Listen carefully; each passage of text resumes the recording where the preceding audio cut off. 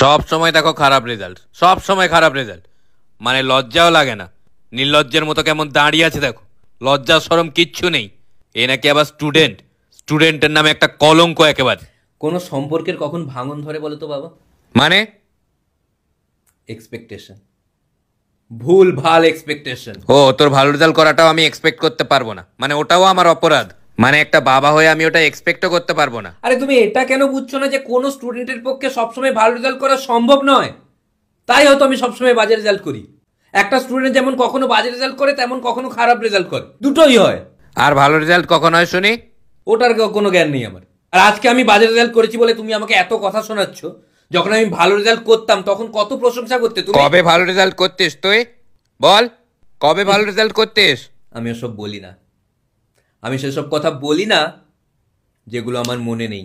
তো কৌশিকও তো তোর বন্ধু, ও কি করে ভালো রেজাল্ট করলো? ও কি করে করলো?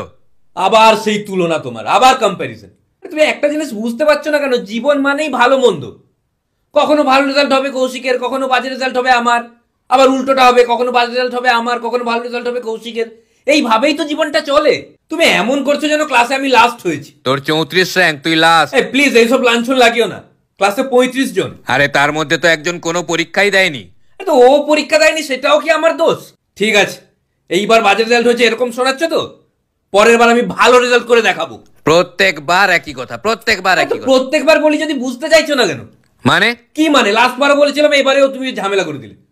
আবার বাধ্য হয়ে আমাকে পরের বার বলতে হবে। না না, একটা জিনিস কতবার বোঝাতে হয়? এক তো রেজাল্ট করতে পারিস নি, তার উপর আবার উল্টো কথা।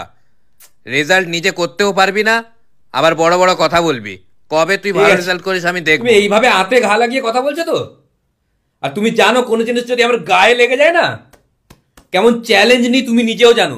একদিন এমন রেজাল্ট করে তোমাকে দেখাবো, তুমি নিজে সরি বলবে আজকের বিহেভিয়ারটার জন্য। এইভাবে হাত জোড়ো করে যে সরি, আগের রেজাল্টটাই ভালো ছিল।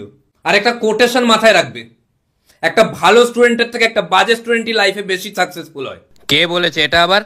একটা বাজে স্টুডেন্ট সারা দিন মোবাইল নিয়ে পড়ে থাকবে, সারা দিন ইনস্টাগ্রাম, সারা দিন ইনস্টাগ্রাম রিলস। এইভাবে মিথ্যে কথা বলো না। ইনস্টাগ্রাম দেখিস না সারাদিন? মাঝে মাঝে ইউটিউবও দেখি। আর তুমি বুঝলে কি করে সারাদিন আমি ইনস্টাগ্রাম দেখি? যখনই দেখি তুই তো সারাদিন ইনস্টাগ্রাম দেখে যাচ্ছিস। ধরা পড়ে গেলে তো ছি ছি ছি, লজ্জা লাগে না একটা বাবা হয়ে ছেলের লুকিয়ে লুকিয়ে ইনস্টাগ্রাম দেখতে? আমি যদি লুকিয়ে লুকিয়ে তোমার ফেসবুক দেখে নিই? না না, পড়াশোনা করতে তোর কিসের প্রবলেম বলতো আমাকে? বলবো পড়াশোনা করতে কি প্রবলেম, বলবো, শুনতে পারবে? বল না। এই যে বাবার ছেলের মধ্যে যে ঝগড়া হচ্ছে, এই যে সম্পর্ক খারাপ হচ্ছে, এর মধ্যে কে আছে? কে এই সম্পর্কটা খারাপ করছে? কে? পড়াশুনো।